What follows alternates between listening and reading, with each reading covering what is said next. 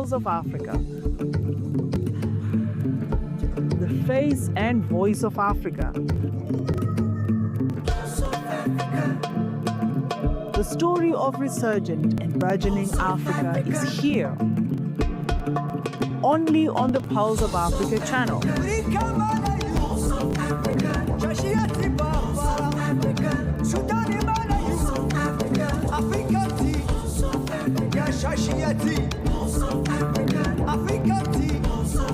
Pulse of Africa, the face and voice of Africa.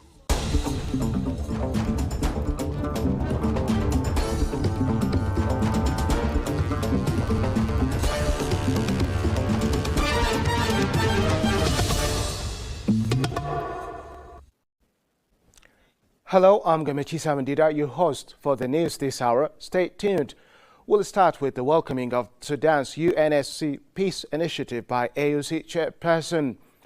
African Union Commission Chairperson Mohamed Ali Yusuf welcomed the peace initiative presented by Sudan's transitional government to the UN Security Council.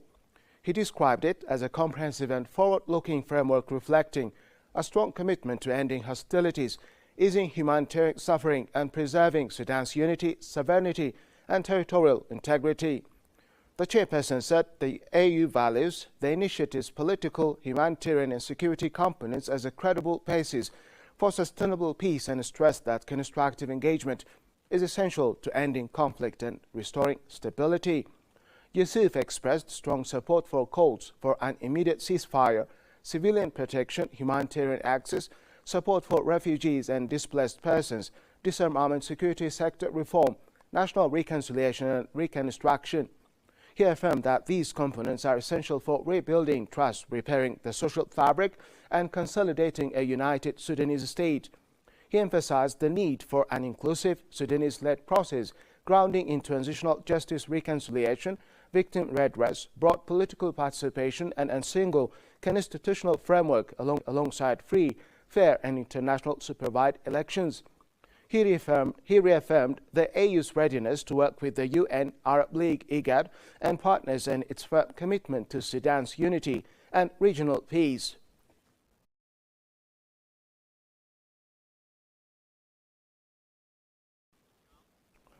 Tunisia received more than 11 million international tourists in a single year for the first time. Tourism generated a record $2.68 billion in revenue for the country, according to data from early 2025 through December 2022 released by Tunisian Central Bank. Surpassing 11 million tourists, the country exceeded the target set by the Ministry of Tourism.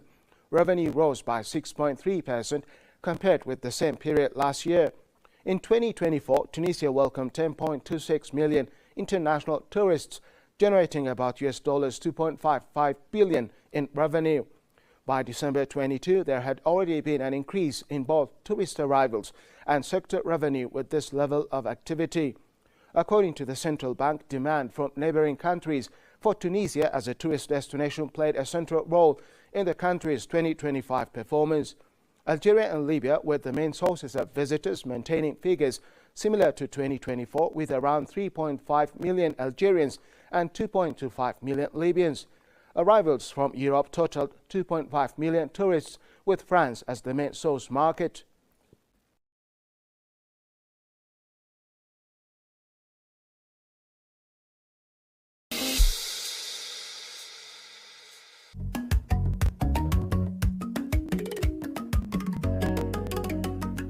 New roads, hotels, and services are welcoming visitors to Ethiopia's historic sites and natural wonders. Tourism creates jobs and celebrates our culture. Investing in visitors invests in our future.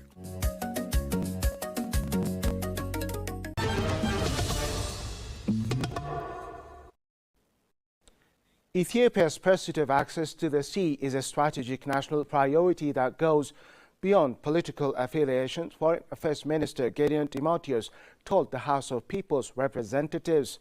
According to questions posed by members of the House of People's Representatives at the 6th regular meeting, the minister said Ethiopia has successfully drawn international attention to its legitimate claims for sea access. Gideon acknowledged the complex geopolitical environment of the region, where major powers compete to protect their interests, and noted that Ethiopia has been conducting sustained diplomatic engagement aligned with its national interests. He explained that the country has moved from simply articulating the rationale for sea access to actively exploring practical pathways to secure it. He stressed that the Ministry of Foreign Affairs is treating the pursuit of sea access as a strategic priority for the nation.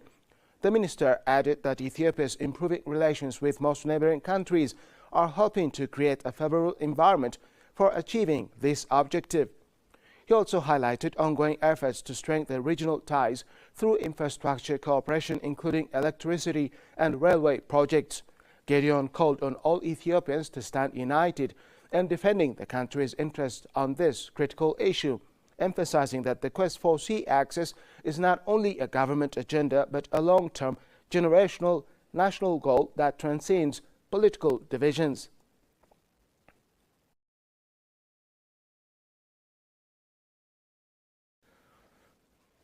Moving to Guinea, Guinea's transitional president Mamadi Doumbouya won the presidential election held on December 28, according to provisional results released Tuesday by the General Director of Elections.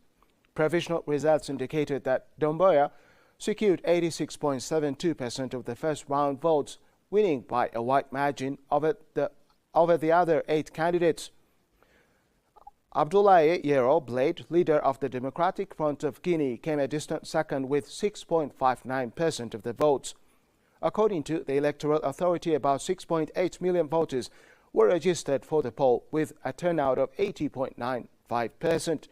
No major security incidents were reported during the election. Political actors, electoral authorities, as well as domestic and international observers generally agreed that the voting process was calm and orderly. This is the first presidential election in Guinea since a military coup overthrew former President Alpha Condé in September 2021, marking an important step toward restoring constitutional order.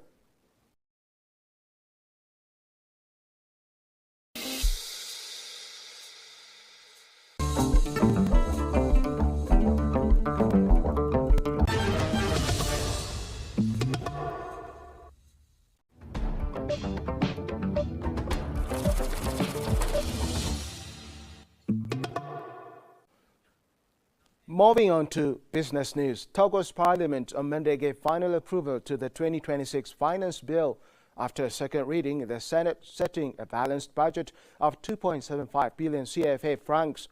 The figure matches the amount previously approved by the National Assembly and represents an increase of about 11 billion CFA francs from the 2.740 billion CFA franc draft initially submitted by the government. Compared with the 2025 supplementary budget of 2.436 billion CFA francs, the 2026 budget reflects a rise of 12.93%. The Ministry of Finance and Budget said the new finance law includes several measures aimed at supporting local production and employment. These include a value-added tax exemption for certain locally produced livelihood and fishing products, simplified procedures for registering public contracts for young and female entrepreneurs. It also includes a tax credit to encourage the hiring of people with disabilities and an extension of tax relief on customs clearance for new vehicles.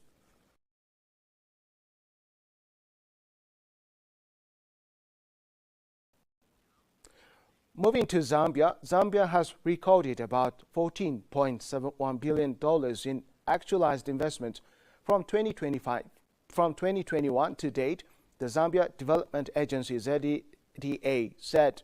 The agency noted that the country is experiencing one of its highest levels of investor confidence in years, with investors from around the world seeking opportunities. Speaking at an end-of-year press briefing in Lusaka, ZDA Director General Albert Halampa said the agency has been particularly busy in 2025. While data compilation is ongoing, he said 779 companies out of 2,065 registered have realized their investments, resulting in the creation of more than 91,000 jobs. Halawampa attributed the strong investment inflows to consistent government policies, solid macroeconomic fundamentals, and the restructuring of Zambia's external debt. The manufacturing sector accounted for the largest share of actualized investments at $5.54 billion, followed by mining at $5.07 billion and transport at $1.53 billion. He added that the ZDA will continue promoting investment and trade to support economic growth.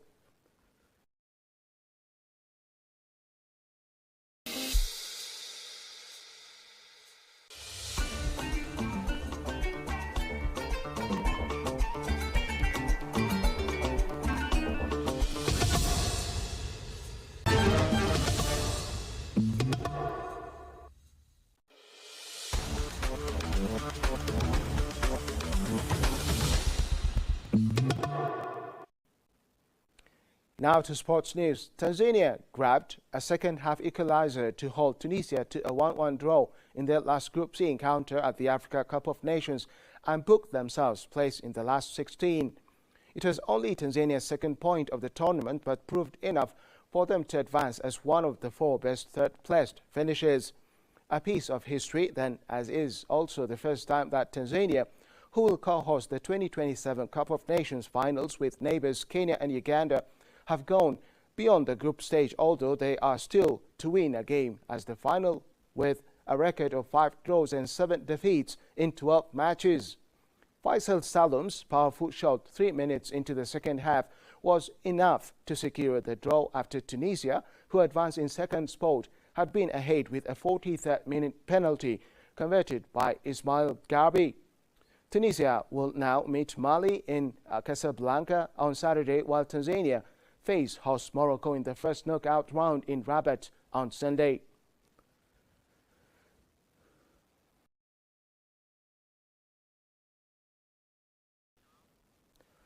Senegal underlined their Total Energies CAF AFCON title credentials with a commanding 3-0 victory over Benin in their final Group D encounter in an entertaining contest played in Tangiers on Tuesday evening.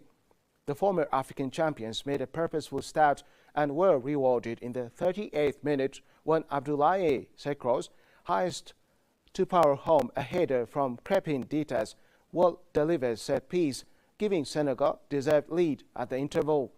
Benin showed greater urgency after the restart, testing Edouard Mendy through efforts from Alergin Tosin and Junior Olatan, but Senegal remained well-organized at the back and clinical in their attacking play. Senegal doubled their advantage in the 62nd minute with start forward Sadio Mane turning provider, slipping a neat pass into the area for Habib Diallo, who made no mistake with a composed left-footed finish from close range.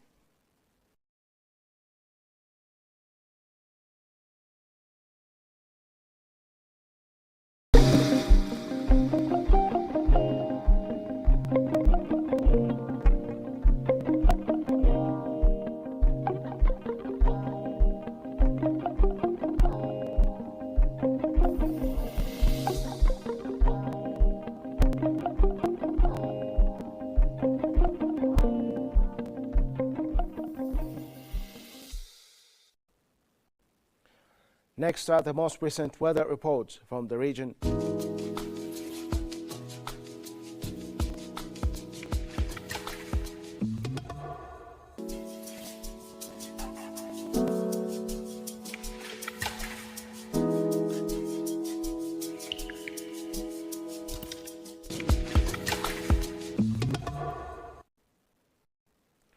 That's it for the hour. Thank you for watching and goodbye.